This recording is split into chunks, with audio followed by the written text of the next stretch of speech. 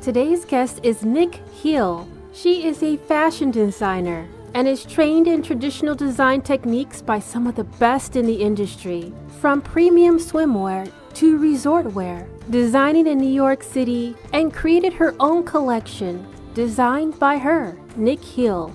We talk about what brought her on this journey, inspired by her love of quality, fashion, and vacation-inspired lifestyle. Please give a warm welcome to ever-blessed Nick Heel.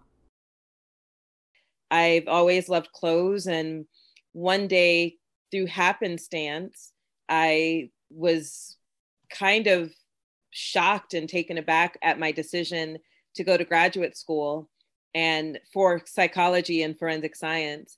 And it was my mom who suggested that maybe I pursue a career in fashion, since she saw how much I wasn't really loving the idea of what I was about to pursue.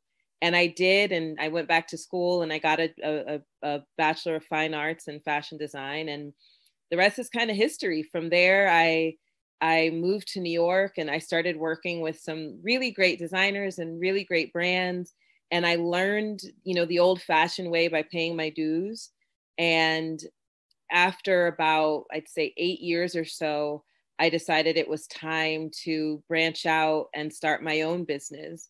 And everything kind of just happened organically because of the work that I was doing with the brand. So once you start a brand, what I found was that people were asking me, well, how do you do this? Or how do I get my clothes made? How do I find a factory? How do I, tons of how do I questions.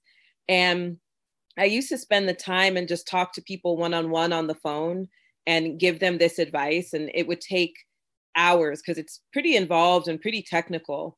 And one day, I don't remember if it was my idea or if someone suggested it, but I figured I would write a program and teach people how to do the same thing instead of individually talking to someone for hours and hours. So that's where Nick Heel Fashion University kind of became born, was just out of a need to answer that question for people.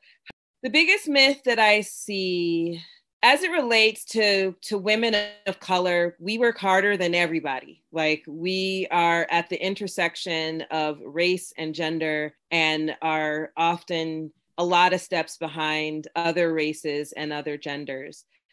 We get a bad rap, I think, sometimes as women of color, that maybe we're this or we're that. And I think that couldn't be further from the truth. We're extremely loving, extremely hardworking, very savvy. We own all of the skill sets necessary to be successful in business. Yet, for whatever reason, people don't like to take us seriously in business.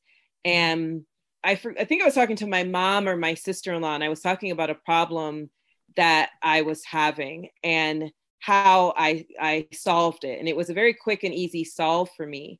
And the person that I was in the situation with was so surprised at how, elegantly I was able to come up with a solution.